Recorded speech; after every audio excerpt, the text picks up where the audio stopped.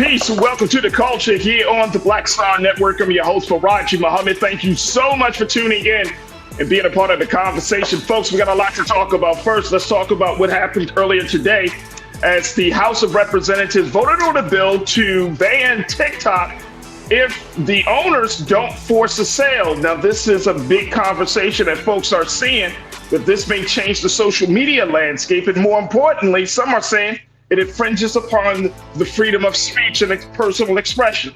We'll have that conversation. Also, there is some big word that's coming out of Georgia as one of the judges, the judge in the election interference case, has decided to dismiss some of the charges against former President Donald Trump. We'll talk to you about that situation. Also, let's talk about the latest coming out of Haiti as the country is in crisis, as the prime minister stepped down. Some violent gangs are on the loose, and the U.S. has decided to send some military troops into the region. We'll talk about what is going to be the outcome of that. And later on, we'll talk about how one federal judge has declared a minority business agency to discriminate against white people. Wow, we'll give you the latest of that. Folks, stay with us. It's all happening on today's edition of The Culture right here on the Black Star Network. Let's go.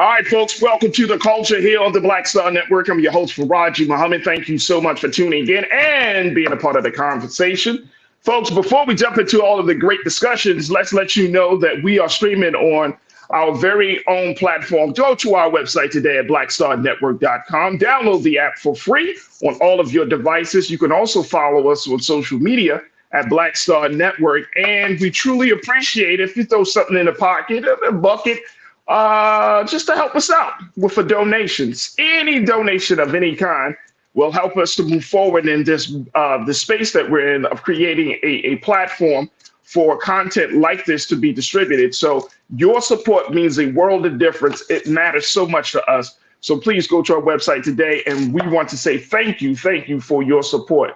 Now, folks, we are streaming on a couple of different social media platforms under Big Brother Roland Martin. So you can check us out on the Facebook page, on his Facebook page, as well as on his YouTube channel.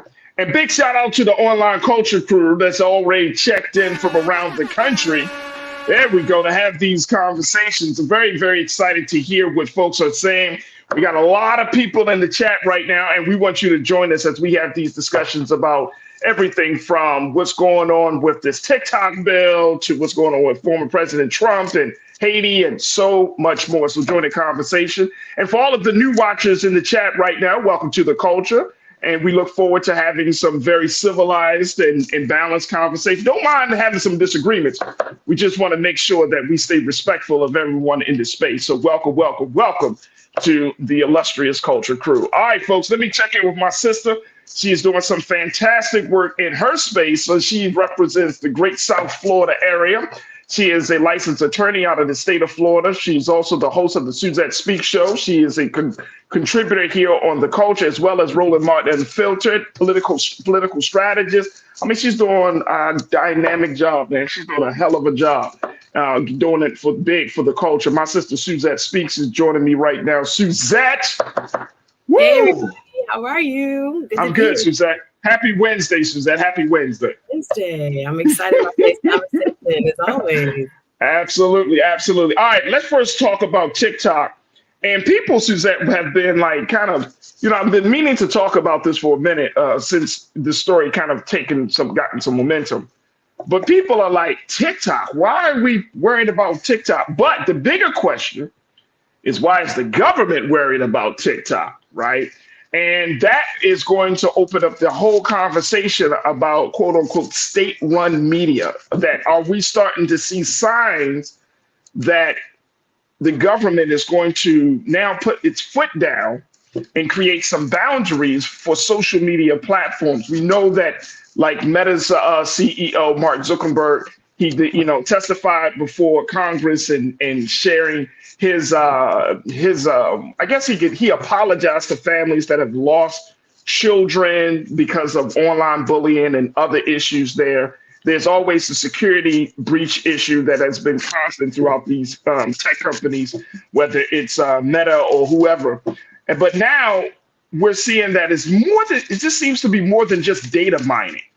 That this is something that the government feels is a very, very real concern, especially with so many millions of Americans that are logged onto these social media sites, just doing what they do. But then on the other side of it, people are saying it infringes upon freedom of speech, personal expression. The government is going too far.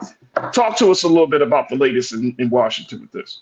Well, the House has spoken. There was a vote earlier today, and greetings to all my culture crew watching. I see y'all in the chat. Good to be here, Faraji. Thank you for having me.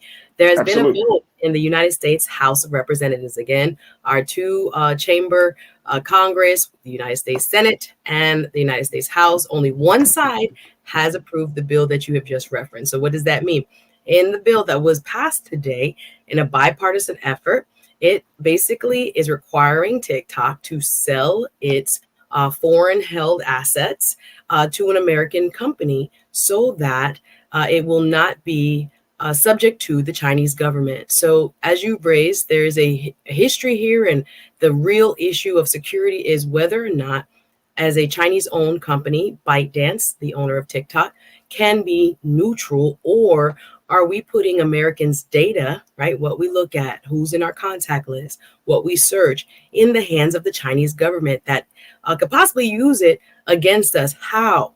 Many of us who have seen, what has happened in the last couple of election cycles via Facebook know that these platforms wield a lot of power with how they put information out about candidates, about elections, and it can impact how the electorate as a whole sees, the current candidates in a certain election cycle.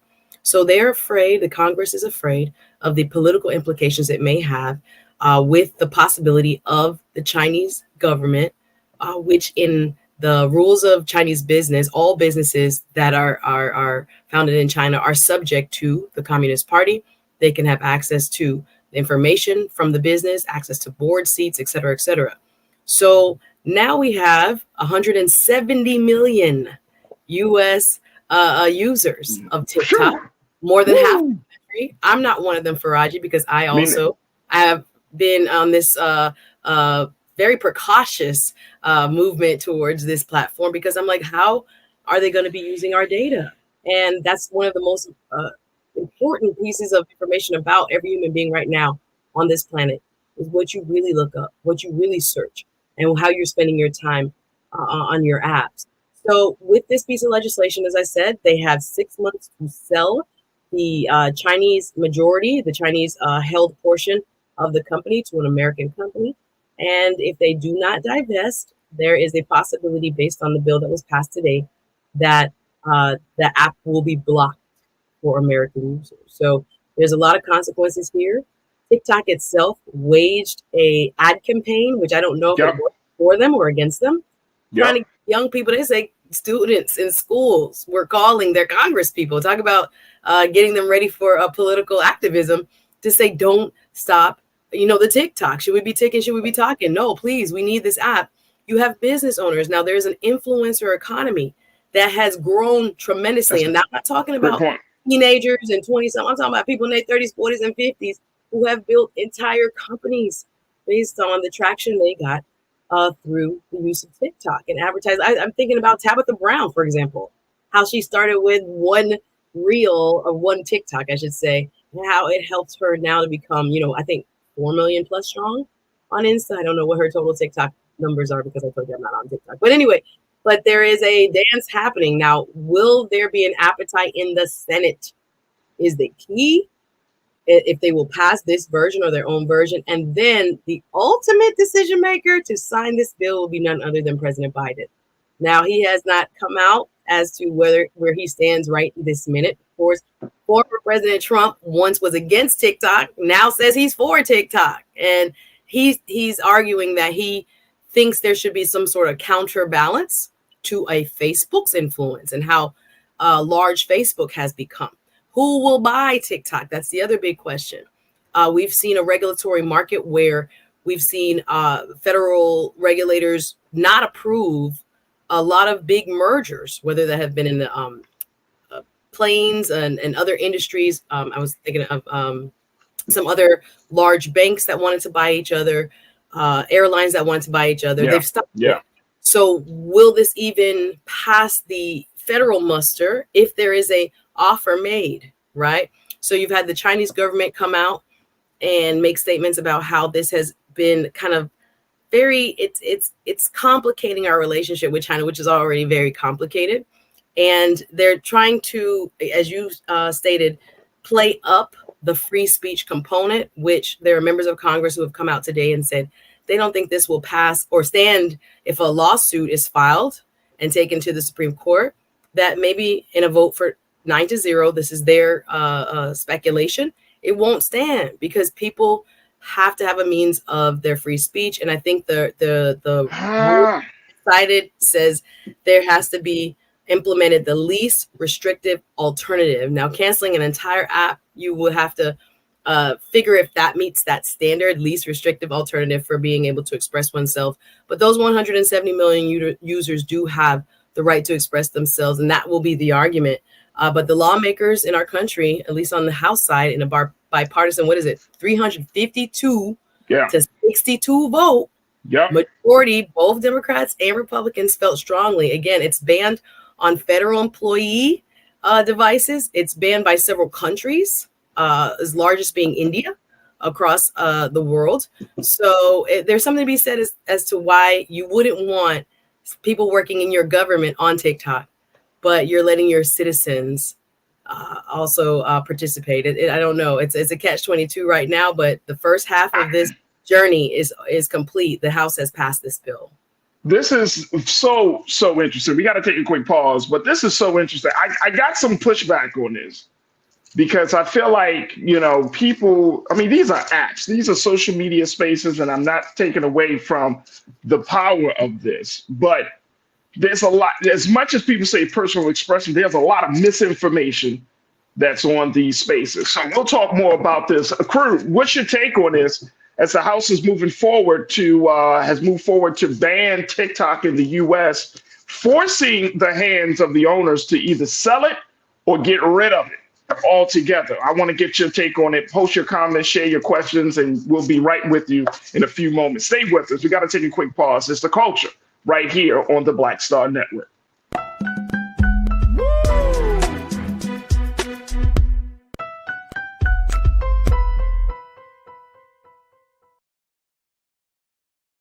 Pull up a chair, take your seat to The Black Tape with me, Dr. Greg Carr, here on the Black Star Network.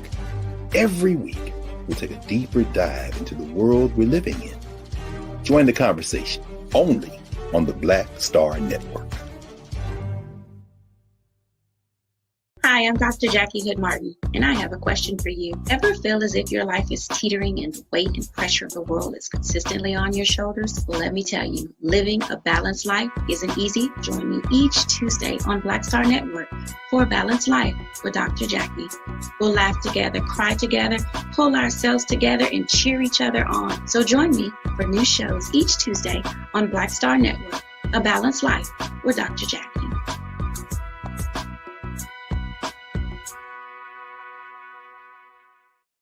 Don't you think it's time to get wealthy?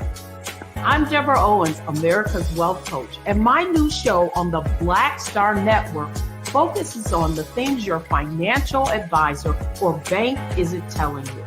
So watch Get Wealthy on the Black Star Network.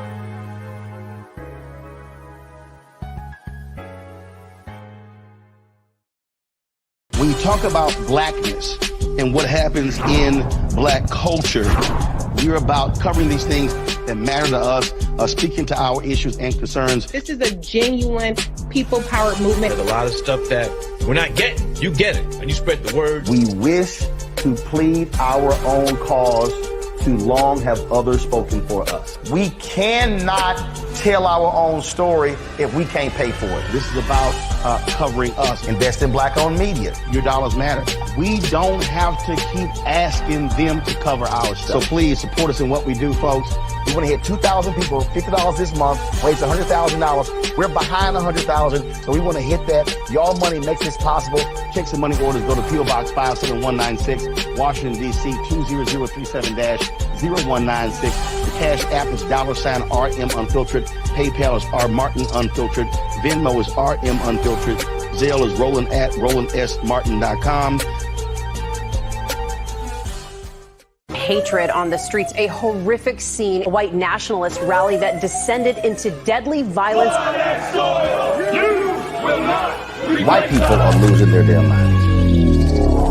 As an angry pro-Trump mob storms the U.S. Capitol, We're about to see the rise of what I call white minority resistance. We have seen white folks in this country who simply cannot tolerate black folks voting. I think what we're seeing is the inevitable result of violent denial. This is part of American history. Every time that people of color have made progress, whether real or symbolic, there has been what Carol Anderson at Emory University calls white rage as a backlash. This is the rise of the Proud Boys and the Boogaloo Boys. America, there's going to be more of this. Here's all the Proud Boys, guys. This country is getting increasingly racist in its behaviors and its attitudes because of the fear of white people. The fear that they're taking our jobs, they're taking our resources, they're taking our women. This is white fear.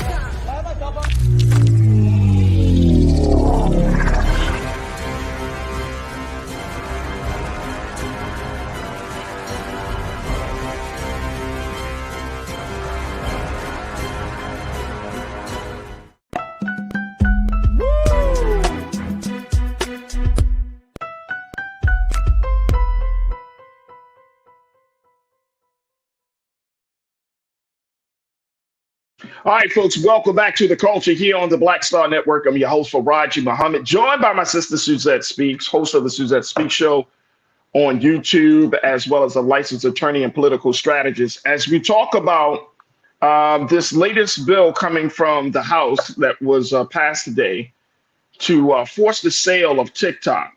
But this is a bill that inches closer to the possibility of banning the social media app from users in the United States. Now, in this particular bill, and Suzette, you mentioned is the vote was 352 to 65. There was one member, one of our favorites here on the Black Star Network, Democrat Representative Jasmine Crockett. Y'all know Sister Jasmine. Texas, let's go. We know Jasmine Crockett, but she voted present. Now the bill heads to the Senate, where it faces what some would describe as an uncertain fate, and there appears to be less urgency to act. But I want to share with you what Speaker Mike Johnson had to say about this. Take a look at this, and let's post quote 2, please, Lise. Thank you. That the communist China, that's how he starts this off. Communist China is America's largest geopolitical foe and is using technology to actively undermine America's economy and security. This is what from Mike Johnson from Louisiana. He said in a statement after the vote, warning that TikTok could be used to access American data and spread harmful information. Today's bipartisan vote demonstrates Congress's opposition to Communist China's attempts to spy on and manipulate Americans and signals our resolve to deter our enemies. Let's break this down. Let's break this down, Suzette. Here's the thing. I think that we need to kind of understand, and I don't know why, maybe the speaker does know this, but it's not as if anybody forces us to be on social media. It make it appealing, but ultimately the decision comes down to us as users to be on social media for whatever purpose, for how long we want to be on there on a given day, right? So as much as we're talking about, the responsibility from China, and, we can definitely have concerns about data mining and security. We can even have concerns about economy, and I'm going to get to that in a moment. But we also need to have a conversation, a more cultural conversation as to why Americans feel that the only way that they're going to be heard is on TikTok or on social media in general. Like, if you talk about any of these stories, and Suzette, I know you keep up on, like, if you talk about Risa Tisa, if you talk about anything that's happening, people jump on social media. That, I think, is why we should have a conversation. He's talking about to spy on and manipulate Americans. Americans want to tell their story. So folks will divulge regardless. As long as they got a space and a place and people that are willing to hear, somebody's going to tell their story. Now, go ahead. I'm sorry. Go ahead. Sorry, I was going to jump in. I would agree with you when it comes to the users over 18 years old. But on a platform like TikTok, the vast majority of folks that we see that are quite frankly addicted to this app are underage. That's true. We know that these apps are designed to be addictive, right? They keep you on them. They give you that dopamine high that we desire for, next video. And I mean, yes, there is a choice, and I understand the accountability piece, but also I do think there is a need for, and we've seen this in legislation across the country, but particularly here in Florida. We were in our last session, our state House of Representatives and State Senate just closed their normal session, their time for doing business and passing laws in the budget.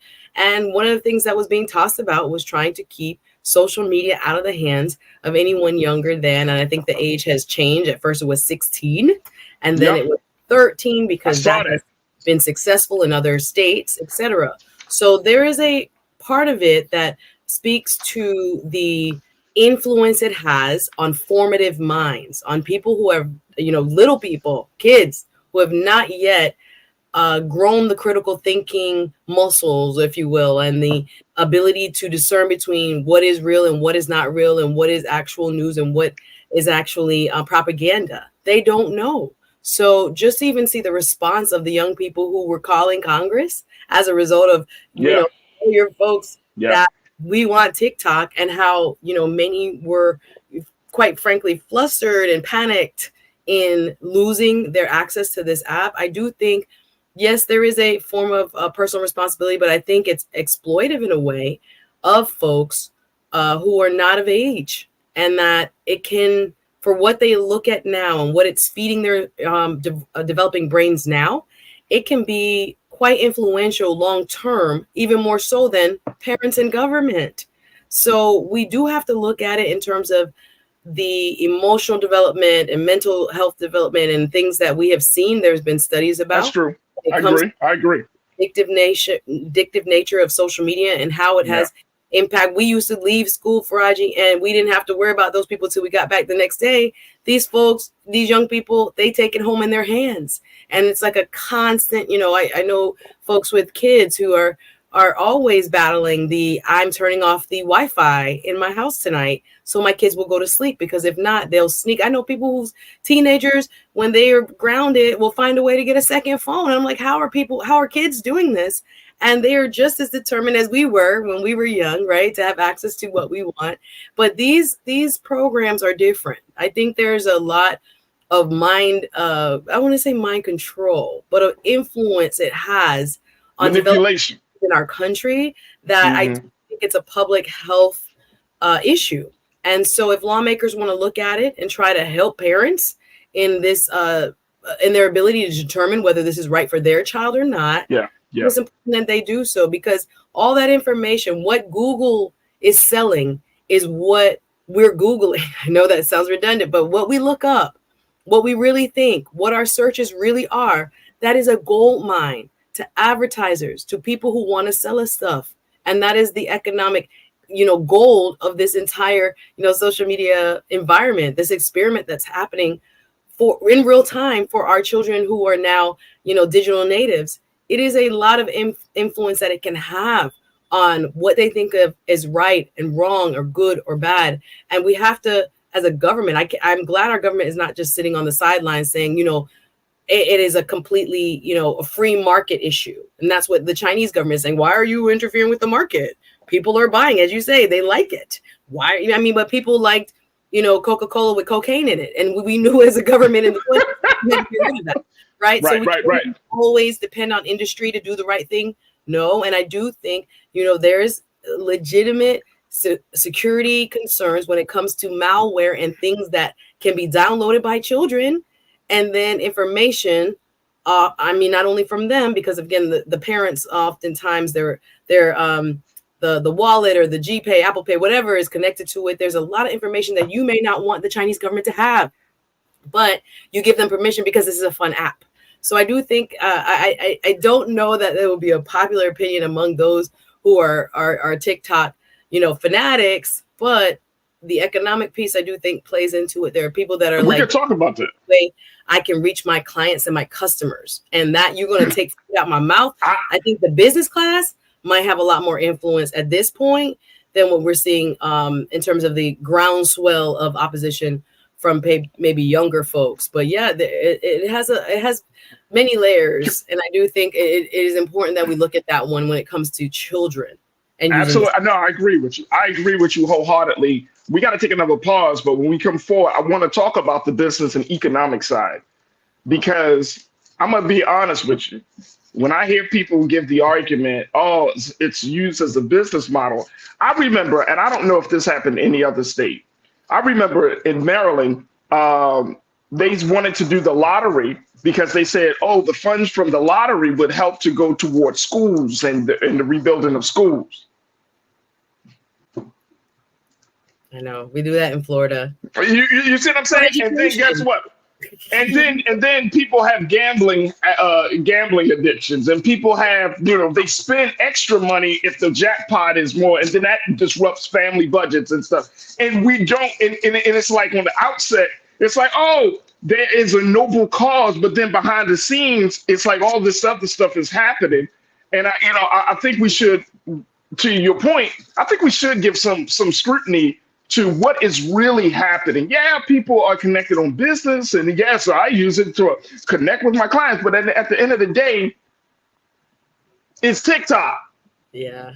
All right, let's go take a quick pause. Stay with me, folks. It's The Culture here on the Black Star Network.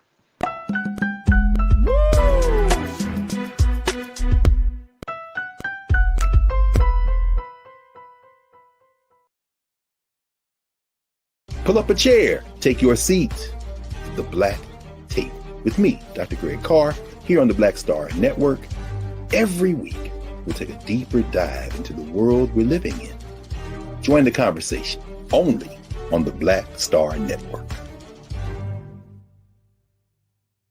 Hi, I'm Dr. Jackie Hood Martin, and I have a question for you. Ever feel as if your life is teetering and the weight and pressure of the world is consistently on your shoulders? Well, let me tell you, living a balanced life isn't easy. Join me each Tuesday on Black Star Network for A Balanced Life with Dr. Jackie.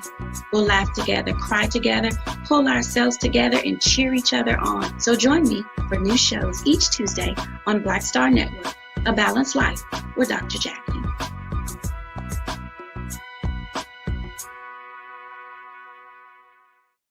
Don't you think it's time to get wealthy?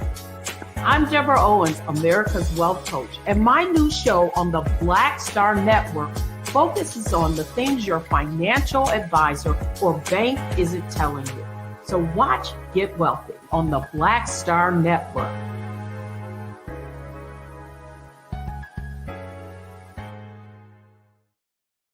When you talk about blackness and what happens in black culture, we're about covering these things that matter to us, speaking to our issues and concerns. This is a genuine people-powered movement. There's a lot of stuff that we're not getting. You get it, and you spread the word. We wish to plead our own cause.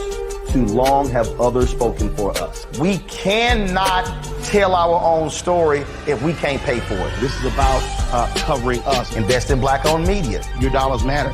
We don't have to keep asking them to cover our stuff. So please support us in what we do, folks. We want to hit 2,000 people, $50 this month, raise $100,000. We're behind 100,000, so we want to hit that. Y'all money makes this possible. Checks and money orders go to P.O. Box 57196, Washington, D.C. 20037-0196. The Cash App is $RM Unfiltered. PayPal is R Martin Unfiltered. Venmo is RM Unfiltered. Zelle is roland@rolandsmartin.com. Hatred on the streets, a horrific scene, a white nationalist rally that descended into deadly violence. White people are losing their damn minds. As an angry pro-Trump mob storms the U.S. Capitol, we're about to see the rise of what I call white minority resistance. We have seen white folks in this country who simply cannot tolerate black folks voting. I think what we're seeing is the inevitable result of violent denial. This is part of American history. Every time that people of color have made progress, whether real or symbolic, there has been what Carol Anderson at Emory University calls white rage as a backlash. This is the rise of the Proud Boys and the Boogaloo Boys. America, there's going to be more of this. Here's all the Proud Boys, guys. This country is getting increasingly racist in its behaviors and its attitudes because of the fear of white people. The fear that they're taking our jobs, they're taking our resources, they're taking our women. This is white fear.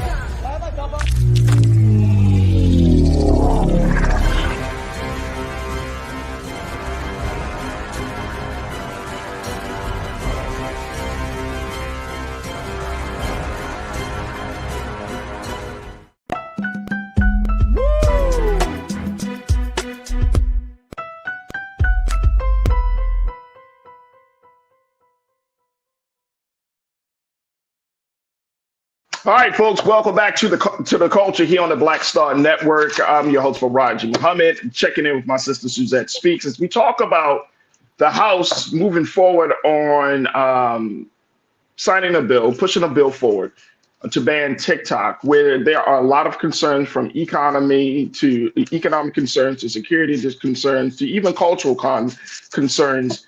And Suzette bring up an excellent point, talking about mental health of young people who are using the app, who were dancing. We were all dancing just a couple of years ago. We were all dancing on the app. You know what I'm saying? Suzette, now it's like TikTok became this other thing. It became the big ugly monster in the room.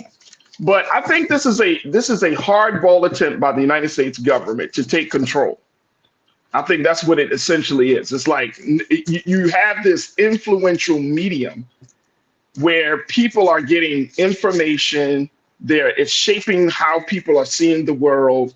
It becomes this other thing, and the government is trying to take control. Now, I think that is a much bigger conversation as to whether that is okay or not, that the government should intervene when you have 170 million of its citizens are on a particular platform. And so it does open the door for misinformation. And I agree with that. It does, we didn't talk about it on the show, but, it's like those AI pictures of supposed black people with Trump. Like when you start to see these things, for me, it makes me realize that we are all susceptible to being deceived. Like no one can say, well, I have it all together. All of us can be deceived. All of us can be misled. All of us can be misinformed about something, right? And so in a time where information, you mentioned the influencer economy, but there is an information economy that is alive and well in this country. And if information if there is blood in the water, if there's distortion of any type of information, it's harder for people to believe what they see and what they read, because when you're constantly lied to or deceived, when the truth comes into the mix, you can't tell the difference. And that messes up people's heads. Absolutely. Just to jump in, a lot of younger people don't use traditional means of getting news, like how we would normally watch, or there are generations that would normally watch perhaps the evening news or listen to NPR or get their information from other sources so they can compare and contrast what they're seeing. No, it actually becomes law to them, so to speak, when they're looking at it. And that must be true because I saw it on TikTok. Like, it's very scary. And again, the elephant in the room is that it is Chinese owned. So we can see, as we have seen in the past, other governments such as Russia, which has allegedly influenced, the 2020 election and others, that it could be a real big problem. if you don't have the ability to fully regulate this type of medium, how much power, that's how Facebook is right now, how much power it has over the world, not only the American public or the American electorate. Oh, yeah. The ability for things to spread fast and quickly. I mean, it has influence across the world in civil wars, where rumors have caused people to like go out in the streets and do incredibly harmful things to one another based on, you know, rumors spread on apps. So we hate to be, you know, doomsdayists and think about all these negative possible connotations, but we got to think about them now, because our democracy can be influenced by these apps. And that's just the truth of it. That opens the door, yeah. Control of these and the messaging, right? He who and she who controls the media has so much power, right, over the average person's mind and what they think is good or bad, or if an election was stolen or not. So if they're allowed to put out things where it's not fact checked, and it's not in a kind of like a neutral algorithm, they decide the winners and losers. Because there have always been stories about, you know, Black content creators that don't go viral for the very same dances, or don't get credit for the very same, you know, creativity that a white content creator may put out, because there's a button. There are human beings along with the algorithm that are deciding the winners and losers. So it's not a completely neutral marketplace, so to speak, or how they would have us believe, or there would be so many of us that would be much more popular or have a lot more views, et cetera, et cetera. So it's not completely neutral in that sense. Excellent point. When it comes to picking winners and losers in a political sense, it could have a lot more influence than we would want on our election, and how, again, our not only our young people, everyone who's on it can think. But I do have empathy for those who are saying, this is my marketplace. This is where I get my customers. This is how I've grown a business. This is how I make my livelihood. I think, again, those voices will become a little bit more louder as we've taken this law, or Congress has taken this bold step, bipartisan, in its support to start this kind of major change in the marketplace. And if it will pass constitutional muster when it comes to the First Amendment arguments that are being made. And look, and I couldn't agree with you more, because there's so much at stake. Let me just share this with y'all. I had to look this up. According to Goldman Sachs estimates, that's the bank, y'all. The Goldman Sachs Bank, the influencer creator economy. I saw these numbers, Suzette, and was what? It's currently worth $250 billion. There you go. And it's expected to nearly double to $480 billion by 2027, according to Goldman Sachs. 2027, you have a $480 billion industry. That's but it's currently, as it stands, $250 billion. Now, when people say, well, everybody can't be an influencer, right? And I think that we should really push back on some of the elements of that. Because one, everybody can't do it. And then two, when you're talking about being an influencer, where do you have the time to be just who you are? Where is that? Instead of you promoting brands and the latest this and the fads, and it's like we all, and it's, I mean, let's keep it real, y'all. How many of us has done sales? That's what influencers are. You can put a pretty name on it. You can be, but I've done sales for years.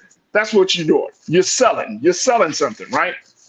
But you're talking about this type of economy that's waging war. Now, people say, well, and what about the influencers? Look, in every industry, the industry goes up and down. Here in Los Angeles, for example, the entertainment industry is the predominant industry. Paramount, a few weeks ago, laid off 800 people. Paramount Studios, 800 people, right? So there are going to be industry goes through changes. So I don't think that's the strongest argument as to why we need to keep a social media app, because we're like, well, what about the influencers? These are people who saw a golden ticket, left their regular jobs, and decided to go in front of a camera, and boom. Case in point, my son loves this guy, Mr. Beast. He's on the cover of Time magazine. Big. He gets 430 million views. If y'all don't know who Mr. Beast is, Average guy.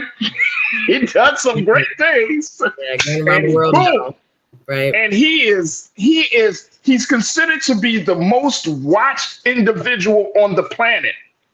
This is what Time Magazine put out about him. And he's not a government. He's never gotten elected to nothing. He just puts up videos. Imagine that power. It's amazing, actually. And I mean, Suzette, you said it. You said it. You see what I'm saying? So it's like there are certainly some pros. I mean, of course, there are some folks in the chat saying, well, we can see what's going on in other countries and everything. But then at the same time, you know, just as much as there is the influencers economy, what about the attention economy? And I remember hearing that terminology, Suzette, and it blew me away. And I was like, attention. We only have so much bandwidth to take in information. After a while, y'all know how it is. At the end of the workday, your attention economy is like this, right? So don't ask your children, your spouse, your significant other to check in and be like, oh, can we have a conversation? I know I check out. At the end of the day, I check out like, hey, look, man, don't talk to me, man. Just I don't care. You know, I can't take anymore. So I'm saying these things just because we have to wonder, like, we have to look at all the dynamics of this. All right, let me get a couple of crew members. Folks are checking in, and so many folks are checking in. LaShawn J said, I have no idea who Mr. Beast is at all. Just Google him. LaShawn. This guy is everywhere. See, LaShawn, thank you so much. But LaShawn also mentioned something else, but I'm going to have to find LaShawn's comment. But LaShawn, thank you. C. Cole said, who cares about influencers? I am talking about folks with real companies. Hey, look, if you're creating a $250 billion industry, that's a real job. I was about to say, I wouldn't knock it. It's not everybody making money. That's a real job. They're making a lot of money. Absolutely. And when we think about those numbers, if you say 430 million views, it rolls off our tongue, Faraji, but that's more people than in the United States. That's more people than you got to think about that. If you put all those people in a stadium, what that would look like. And one of his videos commands that type of viewership. Even people who will make 1 million views. Think about the influence in people's minds of what we're directing our attention towards, as you're talking about, and what we're putting our energy in. That's a lot of responsibility. Yes, a lot of influence, but it is now what people want. People want everyday people to talk to online. Right? Not around the corner, not, used to go out to the bar. No, I just look at my phone and I'm friends with, or I enjoy the content of this person. It's very interesting now how it's shaping our minds. Absolutely. We're going to take a quick pause, but I really quickly, got 30 seconds, and I know we got to take a break. But where do you think this is going to go, Suzette? How do you think the Senate is going to handle this situation, even though they say it's most likely it's going to die in the Senate? But it's gotten the conversation started. What do you think is going to happen next? I hope it does not have a passage before this election, because I think, me thinking as the strategist, long term, if this does pass the Senate, but again, right now, Mitch McConnell does not sound like he has an appetite to bring this to his chamber in any kind of expeditious manner. I think that it would be a very interesting decision if President Biden received this type of legislation passed by both houses on his desk before this election. It could have, I think, a lot of implications when it comes to younger voters. And I wouldn't want that to tip the scales. Here we are. And that's how important this issue is for many folks in the electorate, younger folks, people who are maybe even not even regular voters. This is their issue. They want their TikTok, and they're going to vote against or for the person that makes sure that, supply chain stays open. But yeah, I don't know if we'll see it move as quickly in the Senate. And that's going to be the key. And then, of course, it'll be up to President Biden as to whether to sign it into law. Absolutely. You don't like my music. You said, more importantly, the algorithms know what we want to hear. You on some Big Brother stuff right there. It is. That Big Brother stuff. Thought Thumper, you said Mr. Beast at least does good with his influence. He does. He does. He really does. But it's just using it as an example, not to throw shade on him, but I'm just saying that's how much influence and power he has when you're in front of that camera. And Suzette, you said it earlier, very quickly. You said it earlier. There are some people who get that level of attention, and where others who probably need that attention, you don't see them. Yep. You don't see them, whether you're a Black content creator or whatever. Yeah, but it's true. It's true. It's very true. It's very true. All right, look, we got to take another quick pause. When we come forward, let's talk about how the judge in the Georgia election interference case has decided to dismiss some of the charges from former President Donald Trump.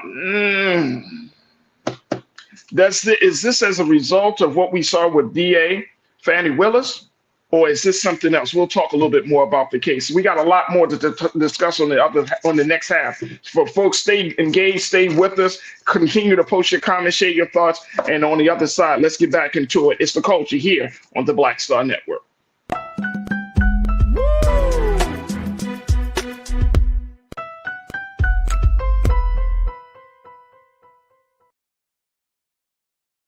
Hi, I'm Dr. Jackie Hood Martin, and I have a question for you. Ever feel as if your life is teetering and the weight and pressure of the world is consistently on your shoulders? Well, let me tell you, living a balanced life isn't easy. Join me each Tuesday on Black Star Network for a Balanced Life with Dr. Jackie.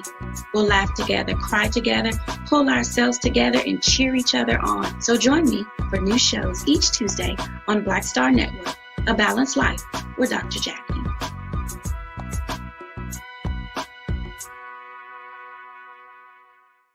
When you talk about blackness and what happens in black culture, we're about covering these things that matter to us, speaking to our issues and concerns. This is a genuine people-powered movement. There's a lot of stuff that we're not getting. You get it, and you spread the word. We wish to plead our own cause. Too long have others spoken for us. We cannot tell our own story if we can't pay for it. This is about covering us. Invest in black-owned media. Your dollars matter. We don't have to keep asking them to cover our stuff. So please support us in what we do, folks. We want to hit 2,000 people, $50 this month, raise $100,000. We're behind 100,000, so we want to hit that. Your money makes this possible. Checks and money orders go to P.O. Box 57196, Washington, D.C. 20036-0196. The Cash App is $RM Unfiltered. PayPal is R Martin Unfiltered. Venmo is RM Unfiltered. Zelle is Roland at RolandSMartin.com. Hatred on the streets, a horrific scene, a white nationalist rally that descended into deadly violence. White people are losing their damn minds. As an angry pro-Trump mob storms the U.S. Capitol, we're about to see the rise of what I call white minority resistance.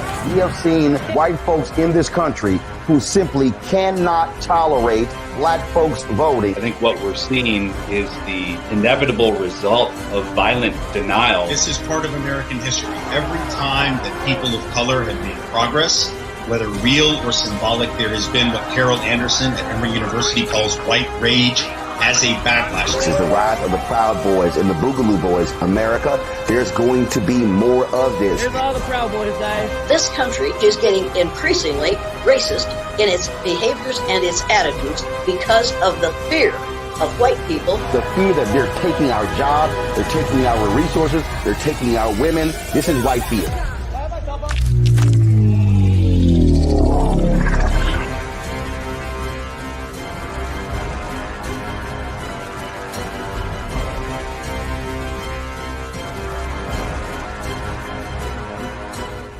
Pull up a chair, take your seat.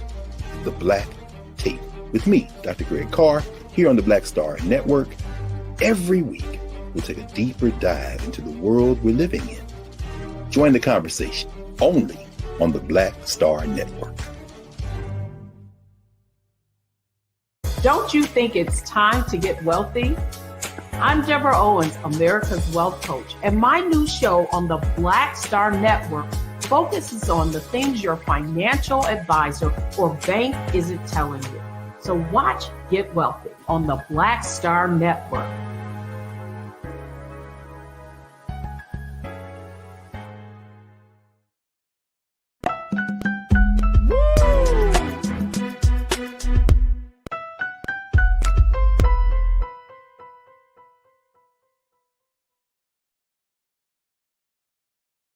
All right, folks, welcome back to the culture here on the Black Star Network. I'm your host, Raji Muhammad. Thank you so much for tuning in and being a part of the conversation. And we are having the discussions like no other here. And that's why we are always asking for your support as we are streaming live on our home network of Black Star Network.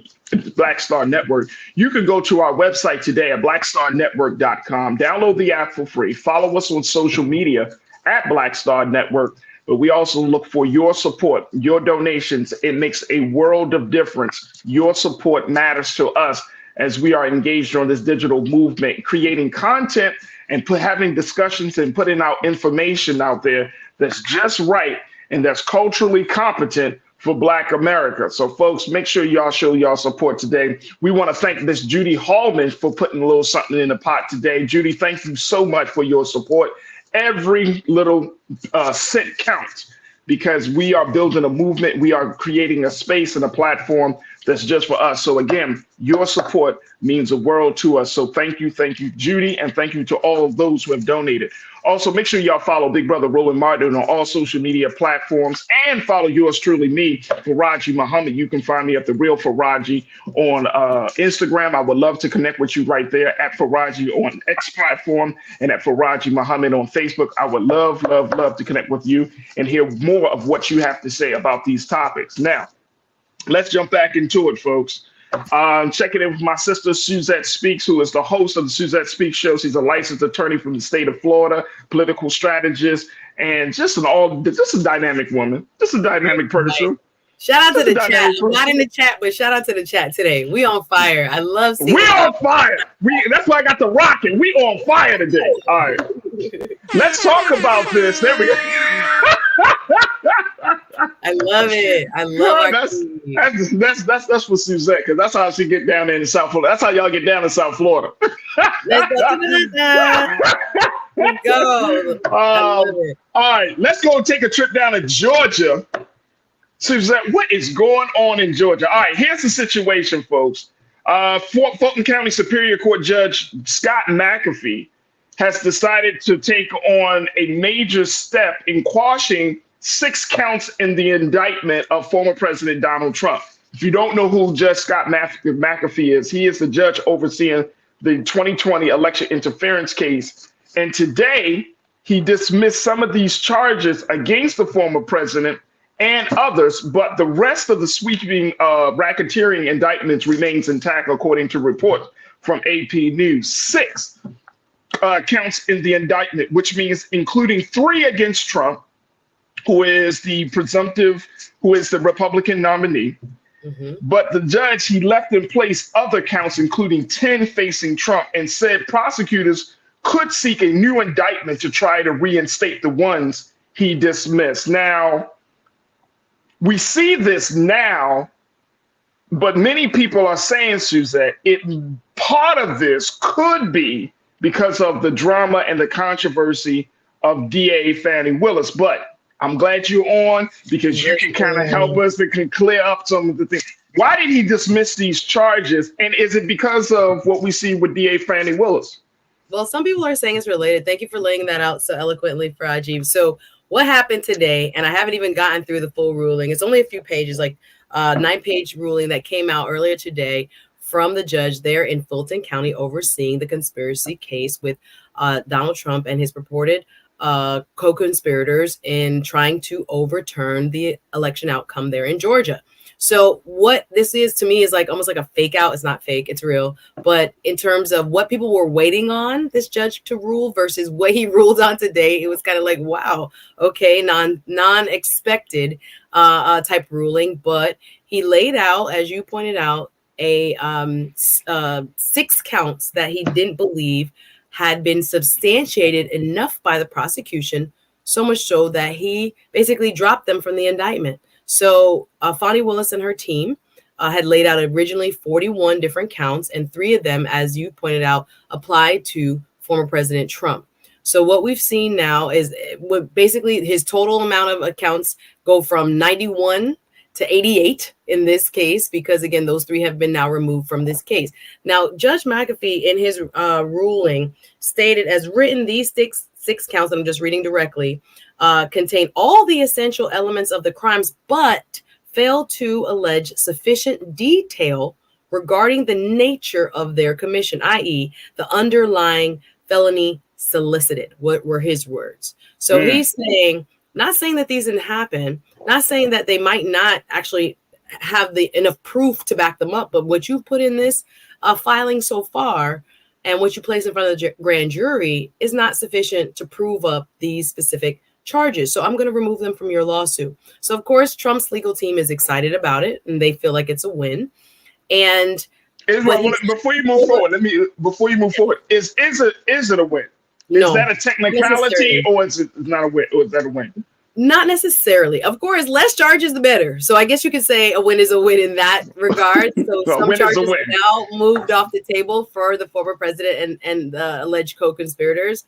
But the door is still open for the prosecutorial team to come back and bring these same charges again. Like he said, he didn't close the door completely. Obviously, the major proportion of the charges still stand. So that's the other thing. It doesn't take away from the prosecutor's desire to show that there was actually a conspiracy, but the specifics of what the judge removed were in regards to the phone call that President Trump purportedly made to Brad Raffensperger, looking for votes. If you guys remember, all we need is another, and I'm paraphrasing, 11,000 votes. You just need to find me 11,000 votes, et cetera, et cetera.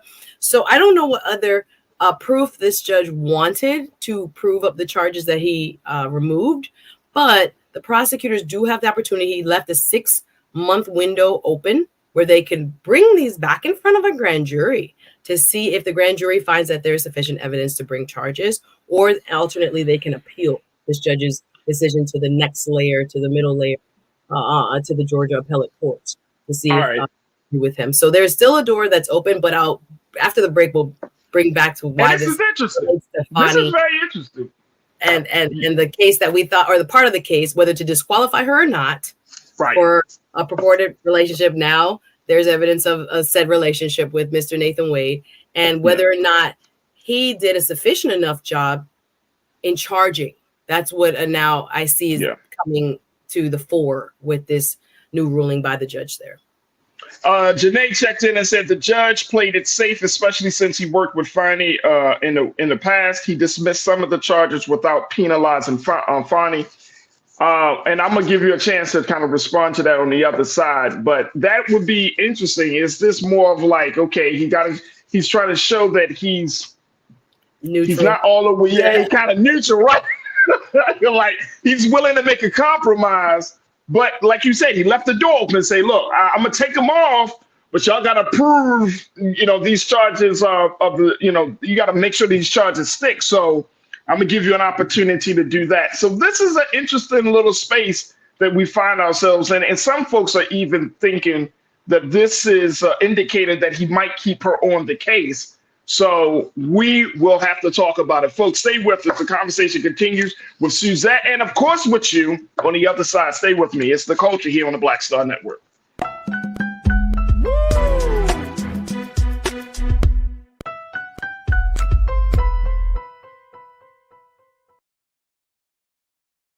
Hi, I'm Dr. Jackie Hood Martin, and I have a question for you. Ever feel as if your life is teetering and the weight and pressure of the world is consistently on your shoulders? Well, let me tell you, living a balanced life isn't easy. Join me each Tuesday on Black Star Network for A Balanced Life with Dr. Jackie. We'll laugh together, cry together, pull ourselves together, and cheer each other on. So join me for new shows each Tuesday on Black Star Network, A Balanced Life with Dr. Jackie.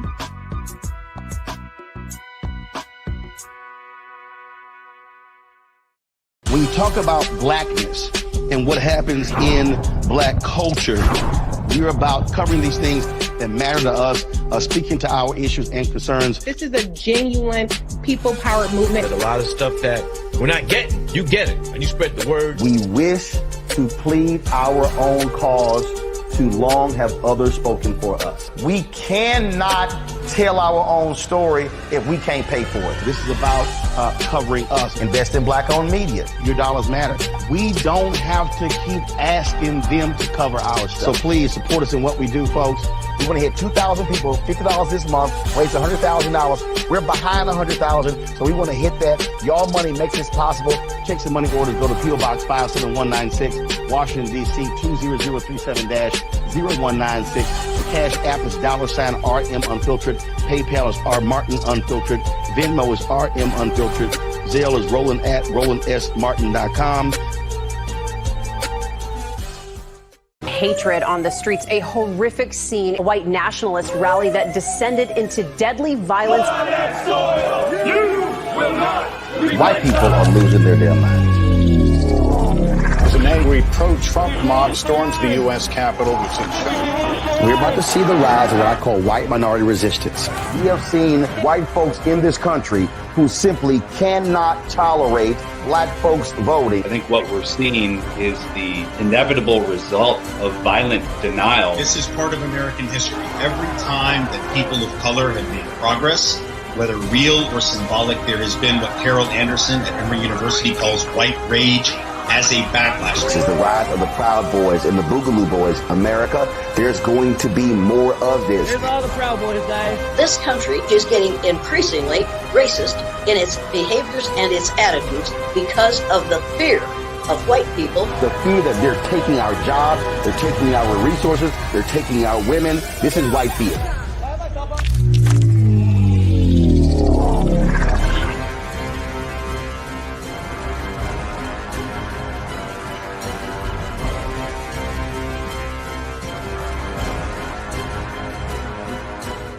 Pull up a chair, take your seat. The Black Tape with me, Dr. Greg Carr, here on the Black Star Network. Every week, we'll take a deeper dive into the world we're living in. Join the conversation only on the Black Star Network. Don't you think it's time to get wealthy? I'm Deborah Owens, America's Wealth Coach, and my new show on the Black Star Network focuses on the things your financial advisor or bank isn't telling you. So watch Get Wealthy on the Black Star Network.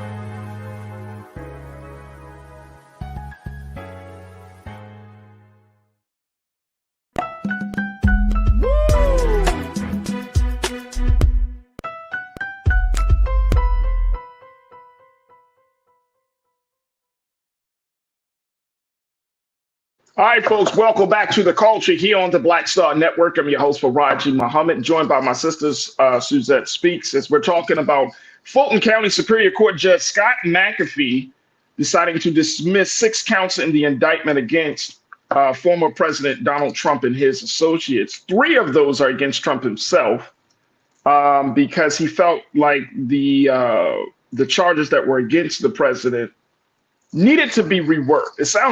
I feel like that's the best word. Substantiated enough, according to him. They weren't substantiated enough. I like it. Yep, that's what he thinks. So many people are looking at this situation, Suzette, and saying, okay, and of course, this is the same judge that's overseeing the case against DA Fani Willis and the controversy of her. The hearing. The hearing. You're right. See, this is why I like Suzette, y'all. She likes to stay technical. She is not on trial. She's not on trial. She's not on trial. Yes. It's her hearing, right? It's a hearing. All right. Okay. On whether or not she should be disqualified. No, technically she's not on trial, folks. Let me just be clear. Like, for those who are looking for news, like, technically she is not on trial. This is actually a hearing. I'm just thinking about in the court of public opinion, but that's not the court we're talking about. All right, anyway. So she got this hearing. He's overseeing her hearing. So how much of her personal controversy, of her personal situation, you think has played on his decision? Whereas some people are saying, hey, I think it's like a compromise that he wants to play it safe, that he doesn't totally want to take her off, but it is a slight, it could be like consider a slight slap on the wrist for any potential ethics issues that she's facing right now. Would you agree or disagree with that? Again, the judge, and we're being totally speculative right this moment, right? So the judge is supposed to be neutral umpire of the law and looking at it. And by the letter of the law, Is this right or is this wrong? Is this permitted or is this not permitted? That's what his role is supposed to be.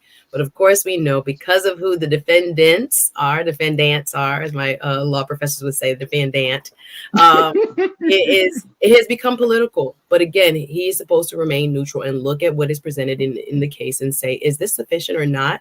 If not, dismiss it and bring me back some more concrete evidence, or bring this back in front of the grand jury so that they can see, a better laid foundation as to why you have brought these charges against these defendants. So there are people that might speculate, again, not being able to get inside this judge's mind, that he is now gave a little something and probably going to maybe, and again, this is for those who want to use the crystal ball. I'm not using it because it's hard to know what he will do. There are many in the legal community that argue that there is not sufficient grounds after the hearings that we saw with what came out with the relationship that existed, and when it existed was the key to some of the testimony given by Fani Willis herself, Nathan Wade having gone on the stand, the former law partner, her dad. It was really soap opera-y, so we don't have to rehash all of that. Yeah. People are like, is he giving the defendants a bone so that if he does rule that she can stay on the case and Nathan Wade can stay on the case, that it seems as if he's being impartial? I would hope it's not that type of kind of balancing act that's happening here, and that the judges should be as neutral as possible. But there are folks that will speculate that based on what they've seen, again, this was unexpected. When people are sitting outside the Fulton County Courthouse waiting on the Fani Willis ruling, and instead they got this, and it was kind of like, oh, okay, we're still looking at evidence and seeing if the charges should remain as they are. And he's like, no, let's take away these 6 because there's not sufficient evidence. So he's had a lot of time to start going through everything. Again, this is something that was unanticipated, but there are those who may think that this might be an indication that perhaps there may not be enough evidence as presented in the hearings that we saw to remove DA Willis from this case. But again, they are not related in a sense, but there are people who will speculate that they are related. Oh, yeah. Oh, absolutely. Big brother Willie Frazier, you said there's no way to lay this at her feet. Speaking of Fani Willis, saying instead of realizing that a judge is going to make it as easy on Trump because he knows Trump's guilty and his life is in danger right now. Yes, Scott McAfee has been the victim of threats. Yeah, he got to run again. That's another thing. So political threats. He's looking at a tough situation himself. In fact, Fani Willis is not the only one that has to figure out how to move. He is too, because as Brother Willie said, his life is literally in danger. Yeah. With this situation, which is crazy to me, Suzanne. Yeah, sad. It's really crazy that we're hearing more and more stories of that situation, of how there are threats against judges and federal officials in a case like this. My thinking is, now that we know Trump is the guy for the Republican Party, we know Biden is the guy for the Democratic Party. How should the Democrats and the Republicans respond to this latest judgment? Well, I think it boils down to how it either slows down or speeds up the cases. There are people that, after being polled, say that they wouldn't vote for former President Trump if he was convicted. But a lot of things are happening in the 4 different jurisdictions that seem to kind of be slowing things down. This one was an unforced error, as people have said, throughout our social media discussions on this. And, this case probably is the strongest. I mean, the documents case in South Florida, again, this is why judges matter. Depends on who's ruling. And when they are trying to make things speedy, they will, right? And then there are other times where things get slowed down and people will say, well, this is a judge's prerogative, or their caseload, or what they call their docket, is full. So they're not treating it specially. They're just going to go at the pace that it would normally take. And sometimes these cases do take a long time. So, yeah, I think it all boils down to the speed and how quickly any of these can be heard, and therefore the impact it will have on how people will vote. And I do think that, it's critical that hopefully we see, some resolution. It's hard to tell right now with the cases moving the way they are, especially this Georgia case. But yeah, whether we can, see some of these things actually move forward prior to the election, and time for it to be resolved is still questionable. And the more delays, the less likely that is to happen. I hear that. Now, really quickly, and I know we got to take another pause. How soon do you think we will get a decision on her case? That's what we thought was coming out today. That's what's so ironic. I'm like, I would say in the next couple of weeks or two. That's what it seemed like from when the end of that hearing was. That usually, rulings come out next day if they want to. 14 days, normal, depending on the speed of that court. But yeah, it's almost like a pump fake. We're like, oh, that's what you're ruling on? Okay, thanks. We want to know if she on the case. My man went like this, and he's like, oh, I'm over it. You thought, made you look, Right. Like, what are we doing? So, yeah, I think in the next couple of weeks we should know, but everybody's, waiting with bated breath on that issue, because I think that will determine the speed or whether this gets prosecuted at all. So that's the key issue. Yeah, I mean, when I think about what the Trump case and in terms of the classified docs case, and then we just saw what happened with the president and Special Counsel Robert Hur, his testimony in the House, was it Monday or Tuesday? I think it was, but earlier this week, yesterday. Yeah. It's very interesting to see how those cases are being handled, right? And more importantly, how the reverberating impact of those cases. And so this is interesting. This is like one of those things. Name. That's what I'm saying. Like, the headline from this will be like, charges jumped against Trump. People are not going to read between the lines that the majority of the conspiracy charges still stand, but they're going to say, oh, she must have done something wrong. There are charges here. They overcharged.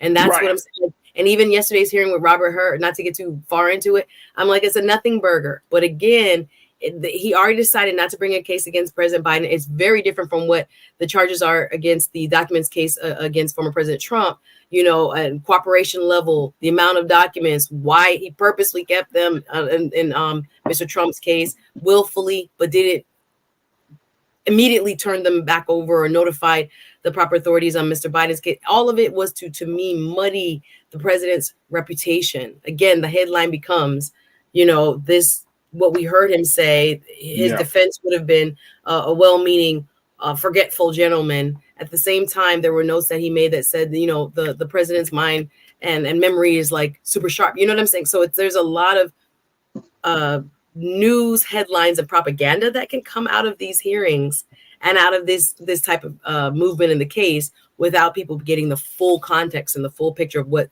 really stands and what it really means. Absolutely. We are going to just continue to wait with bated breath to get the details or get the decision on that particular case. Folks, we got to take another quick pause. When we come forward, let's talk about Haiti, how Haiti is in crisis. So many things have happened over these past few days, and we want to bring you up to speed on some of the latest, and especially with the U.S. intervening or trying to do its part to intervene and try to bring some resolution to the situation, enter the crisis in Haiti. So that conversation is up next. Stay with us. It's The Culture here on the Black Star Network.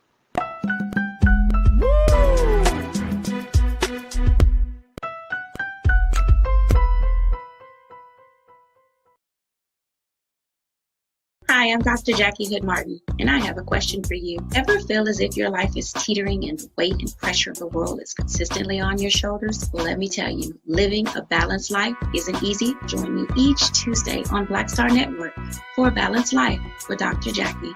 We'll laugh together, cry together, pull ourselves together, and cheer each other on. So join me for new shows each Tuesday on Black Star Network, A Balanced Life with Dr. Jackie.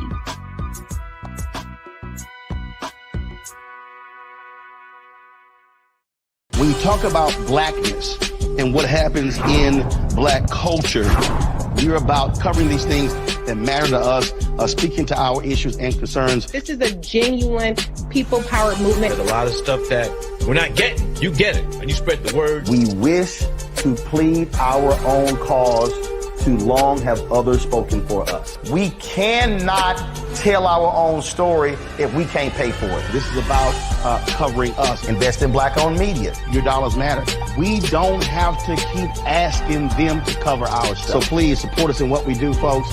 We want to hit 2,000 people, $50 this month, raise $100,000. We're behind 100,000, so we want to hit that. Y'all money makes this possible. Checks and money orders go to P.O. Box 57196, Washington, D.C. 20037-0196. The Cash App is $RM Unfiltered. PayPal is R Martin Unfiltered. Venmo is RM Unfiltered. Zelle is Roland at RolandSMartin.com. Hatred on the streets, a horrific scene, a white nationalist rally that descended into deadly violence. White people are losing their damn minds. As an angry pro-Trump mob storms the U.S. Capitol, we're about to see the rise of what I call white minority resistance. We have seen white folks in this country who simply cannot tolerate black folks voting. I think what we're seeing is the inevitable result of violent denial. This is part of American history. Every time that people of color have made progress, whether real or symbolic, there has been what Carol Anderson at Emory University calls white rage as a backlash. This is the rise of the Proud Boys and the Boogaloo Boys. America, there's going to be more of this. Here's all the Proud Boys, guys. This country is getting increasingly racist in its behaviors and its attitudes because of the fear of white people. The fear that they're taking our jobs, they're taking our resources, they're taking our women. This is white fear.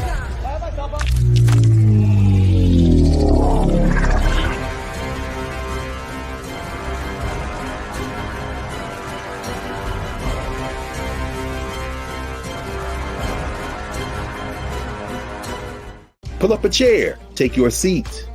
The Black Tape with me, Dr. Greg Carr, here on the Black Star Network. Every week, we'll take a deeper dive into the world we're living in. Join the conversation only on the Black Star Network. Don't you think it's time to get wealthy? I'm Deborah Owens, America's Wealth Coach, and my new show on the Black Star Network focuses on the things your financial advisor or bank isn't telling you. So watch Get Wealthy on the Black Star Network.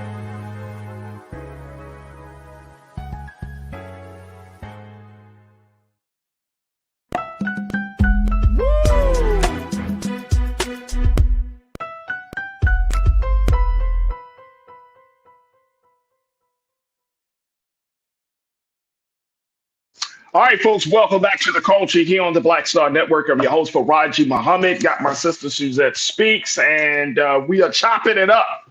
Yes. Chopping it up. Suzette, very quickly, before we get to final conversation, what's your social media? Let's put your social media out there a little bit.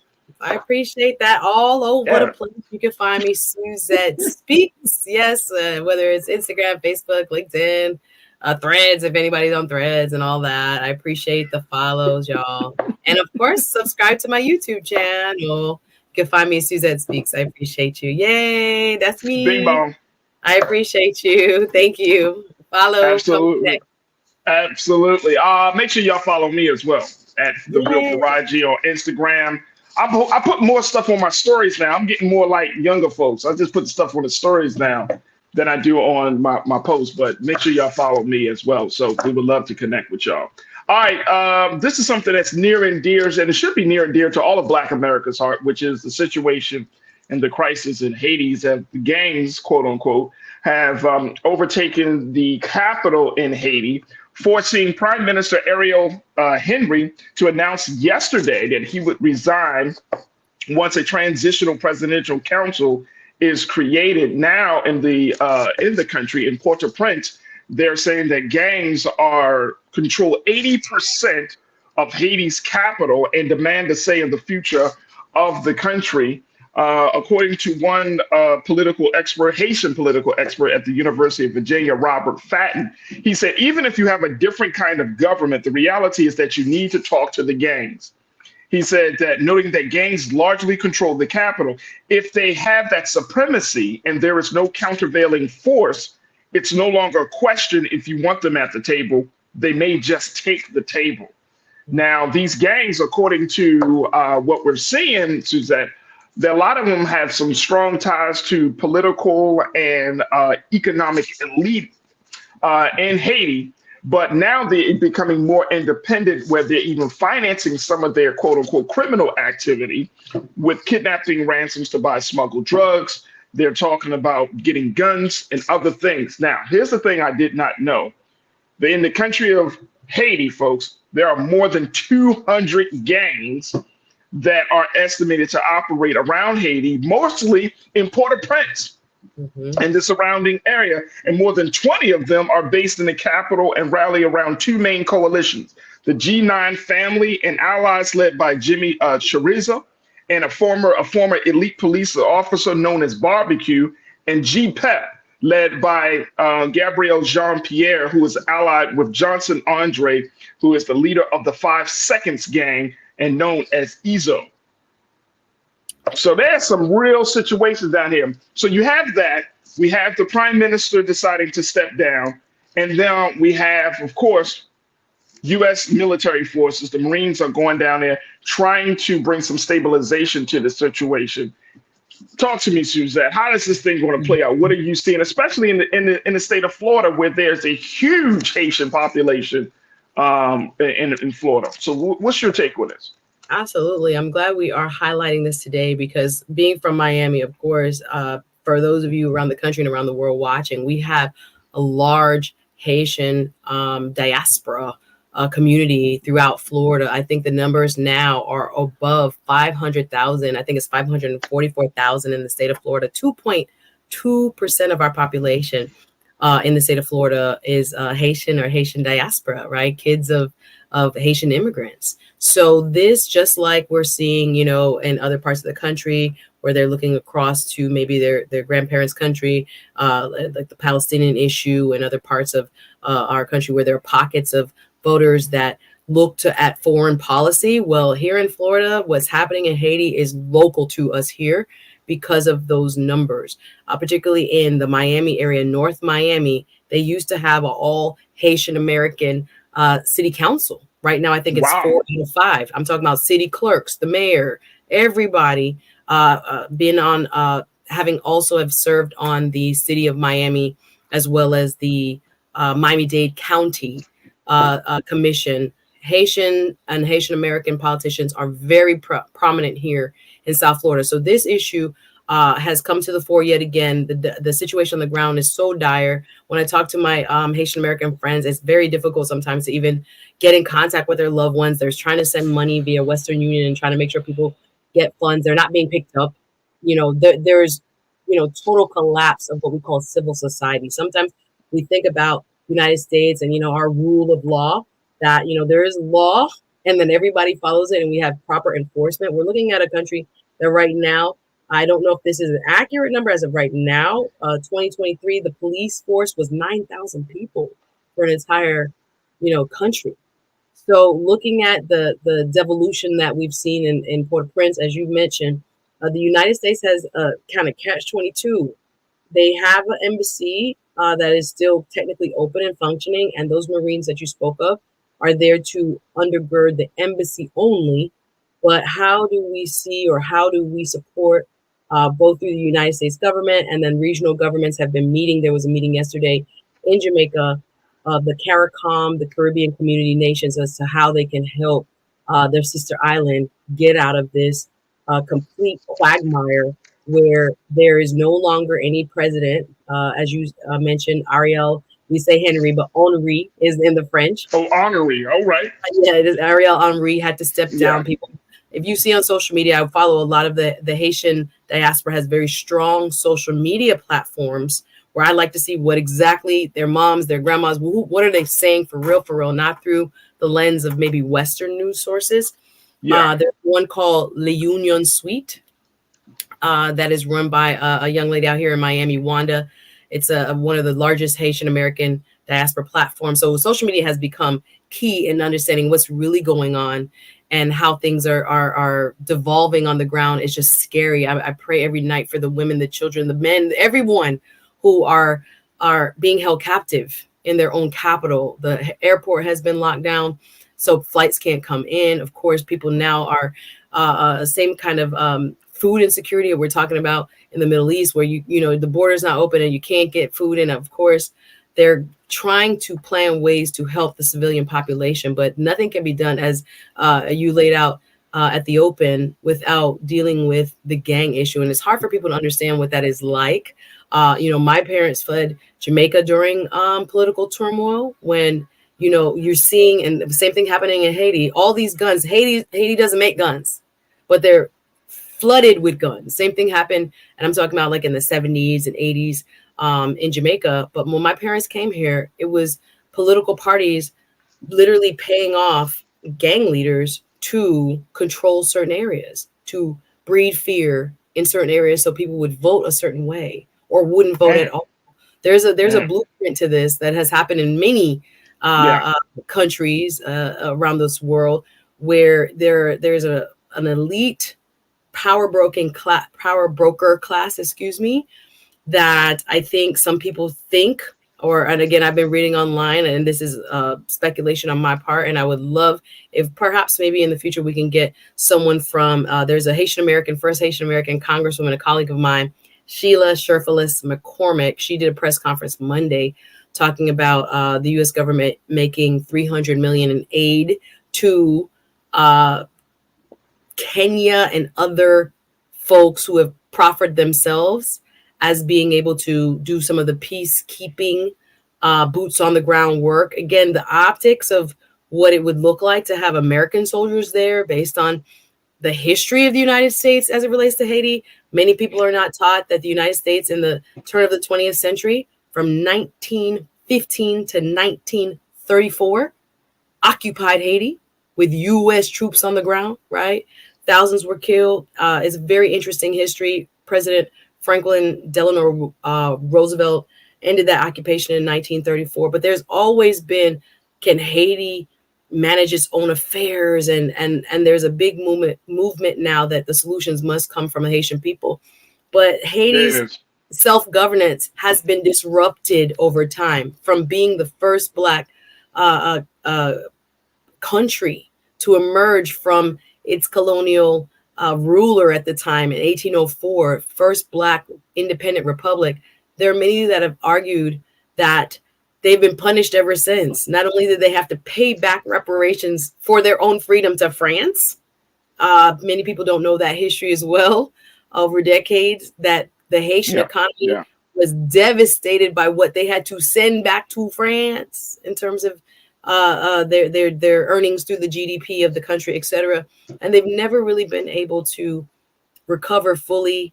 And you have the natural disasters as well, adding to this kind of confluence of terrible events on the ground. But people have been taking advantage of it, not only within Haiti, but without. A lot of folks have seen the natural resources there, the people there, as a place that they can go and try to exploit. So here we are yet again. Our brothers and sisters who are on that island are facing some dire odds. And why it is important to us here in America, people are going to start coming. The migration flow. We've seen this before. When this country, unfortunately, and I know we got to take a break. Sorry. No problem. You're good. And I think that what you're bringing up is valid, and we do need to talk about that. We need to talk about the migrant wave that, you know, Governor Ron DeSantis of Florida is preparing for, some of the things that he's doing. But more importantly, people are wondering, and Sean Ryan checked it in. He says, what are the gangs trying to do? What type of government are they representing? What are their politics? And I think, you know, when we come back from break, I think that is at the central part of this conversation. It's like, what type of country do these gangs want to have? And some folks are even, I see Willie Frazier and others are saying, well, what about Africa coming in to help intervene? Some of the countries from Africa, since you're talking about Black people, you're talking about Black independence, what can we do? Maybe from Africa, maybe from America. How can we help at this time? So we're going to continue the conversation with those points being at the central core of the discussion. Folks, stay with us. Continue to join us in the chat as we're talking about Haiti in crisis. Post your comments, share your thoughts. We would love to hear from you. And just stay tuned. We still got a lot more to talk about here on the final few minutes of the culture here on the Black Star Network.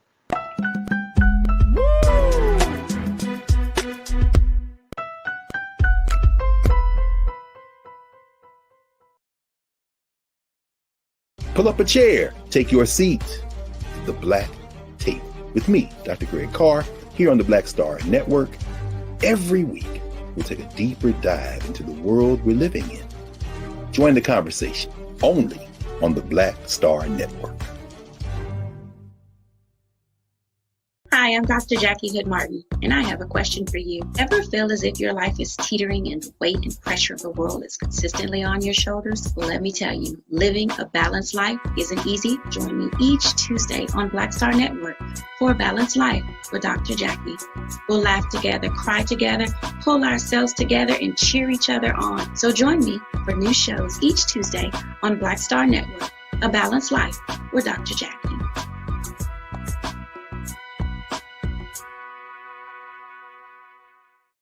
Don't you think it's time to get wealthy?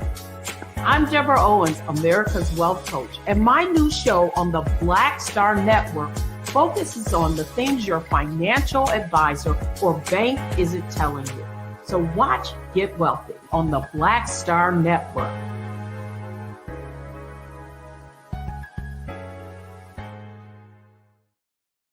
When you talk about blackness and what happens in black culture, we're about covering these things that matter to us, speaking to our issues and concerns. This is a genuine people-powered movement. There's a lot of stuff that we're not getting. You get it, and you spread the word. We wish to plead our own cause. Too long have others spoken for us. We cannot tell our own story if we can't pay for it. This is about covering us. Invest in black-owned media. Your dollars matter. We don't have to keep asking them to cover our stuff. So please support us in what we do, folks. We want to hit 2,000 people, $50 this month, raise $100,000. We're behind $100,000, so we want to hit that. Y'all money makes this possible. Checks and money orders go to P.O. Box 57196, Washington, D.C. 20037-0196. The Cash App is $RM Unfiltered. PayPal is R Martin Unfiltered. Venmo is RM Unfiltered. Zelle is Roland at RolandSMartin.com. Hatred on the streets, a horrific scene, a white nationalist rally that descended into deadly violence. White people are losing their damn minds. As an angry pro-Trump mob storms the U.S. Capitol, we're about to see the rise of what I call white minority resistance. We have seen white folks in this country who simply cannot tolerate black folks voting. I think what we're seeing is the inevitable result of violent denial. This is part of American history. Every time that people of color have made progress, whether real or symbolic, there has been what Carol Anderson at Emory University calls white rage as a backlash. This is the rise of the Proud Boys and the Boogaloo Boys. America, there's going to be more of this. There's all the Proud Boys, guys. This country is getting increasingly racist in its behaviors and its attitudes because of the fear of white people. The fear that they're taking our jobs, they're taking our resources, they're taking our women. This is white fear.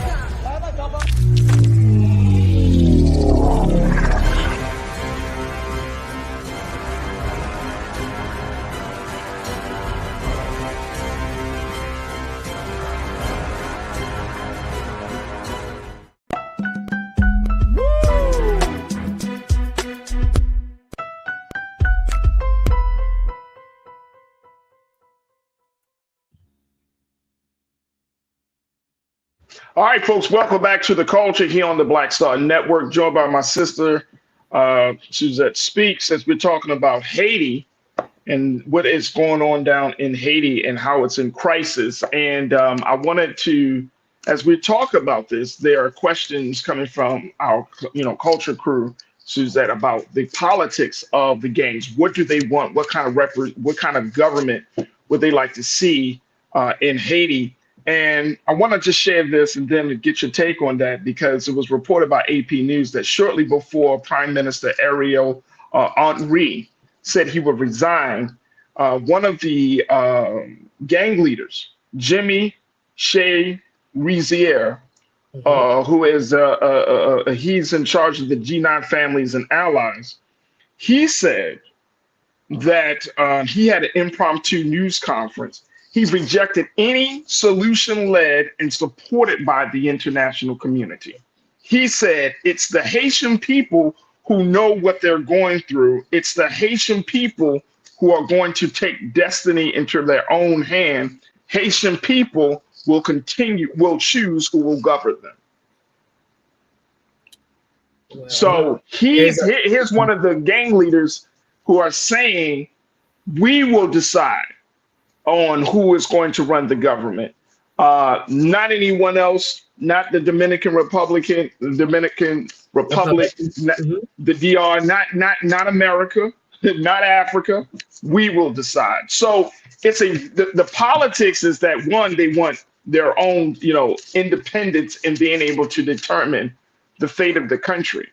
But I'm wondering, how does that bode for those who have interests like America and others who want to see, the people that live there, the people that live there. He doesn't speak for everybody, but I think it's a very difficult assessment to make. And again, I'm not geopolitical expert. I'm listening to friends and those who belong to the Haitian committee here in Miami. And again, these are topics of like radio, like all over the place. People are talking about it because they can't get in contact with their family. What is really difficult to assess, Faraji, is how one begins to approach so-called gang leaders there. There has been a suggestion before, although he has rejected it, and I want to put so much respect on the history of that 1804 becoming the first free Black republic in this post-colonial era. The warrior spirit of our Haitian brothers and sisters is real, right? They showed, and during that time, it bred fear in southern slaveholding states and throughout the Caribbean that other people were going to follow what the Haitians did and were able to do. We also have to remember that Haiti sent folks to help the United States during our founding, and when we were fighting the British for independence. Haiti was so strong that they were sending their soldiers all over to help people fight their wars, and now they're in need. And it seems as if, again, they're not standing alone, but there is a precariousness to putting your soldiers, the United States or whoever, on that ground. There has been a suggestion made that because of the optics, I think more than anything, that it would be better to see Black soldiers from predominantly Black countries intervening. And there was a suggestion made and an acceptance, I believe, even up to last year, that Kenya was going to be able to supply about 1,000 peacekeeping troops. The difficulty is, and that has been some of the discussion here in South Florida, is that there is a language barrier first and foremost. Haitian people speak Creole and French, and the former British colony of Kenya, English speaking, and they have a different, I don't know if the right word is temperament, but the idea. And what I think you referenced in that commentary by Jimmy Barbecue is that there will be almost like, even though the races will be the same, the mindsets are different in terms of being able to help, quote, manage and the conditions on the ground. Other part being, you can send peacekeepers in, but right now there is no government. There is no, who is going to take power? How is there going to be an election held? And then again, people are not able to move freely to get food, to go to a hospital. The doctors are no longer going to hospitals, right? Roads in and out the capital are closed. We got to remember that the former prime minister, who is now just resigned, he couldn't land because they deterred his plane from landing at the airport there. So think about that. Think about the lawlessness, so to speak, where without the rule of law, what can actually take place on behalf of the people there. So I do think there has to be some sort of intervention. Eventually, some boots of some kind are going to have to touch ground in Haiti. There has to be humanitarian assistance for sure. They're talking about Yeah. 11.5 million people, 9,000 at the last count police to Yeah. protect Yeah. that many Yeah. people doesn't even add up. So the folks that are, making statements on behalf of the gangs, it can sound, and again, I'm not the best expert when it comes to all of the intricacies that overlap at the same time as to why we ended up here. But I encourage people to really look at the history of Haiti. And there is, again, some sentiment among, Black diaspora scholars that think that a lot of what has taken place is as a result of them being defiant enough to fight for their own independence and becoming the first. The other thing I want to mention Yeah. is we want to, again, we don't have enough time to talk about it here. There is an article I was just going to pull up from NPR talking about the great heist that took place with how Haiti basically over about 100 years paid France the slave holders that lost money from the Haitian independence that was achieved in 1804 equals the amount that they were forced to pay in reparations to the slaveholders and their descendants is equal to about 20 to 30 billion. Thank you for bringing that up. Wow. 20 to 30 billion in today's money. And it took them almost 112 years to, quote, pay it back. So the suffering that we see is not in a vacuum. Money that could have been used to build infrastructure, schools, roads, all the things that we need to have a functioning society was being sent back to those who formerly owned them in France. This is not taught. So there's also, where did the money go? Why can't they do that? Nah, there are forces that never wanted to see Haiti as a successful, self-governing country. So I do see a lot more, even when the U.S. occupied Haiti from 1915 to 1934, the company that we know today as Citigroup was behind that takeover because they wanted the rich wealth that was there to come to American soil, basically, right, and be controlled by American factions that would evolve into what is now Citigroup. At the time, I think it was like Citibank, etc. But the history there is not just now, is what I want to point out. It has a long arc as to why people felt they needed to intervene. And so now that there is hesitation to intervene, we don't want to, especially, again, the United States as a swing vote, Haitian Americans from Florida to New York. I'm glad you bring it in right there, Suzanne. Shout out to Brooklyn, right? There's significant pockets of Haitian Americans, Delaware, right? Jersey.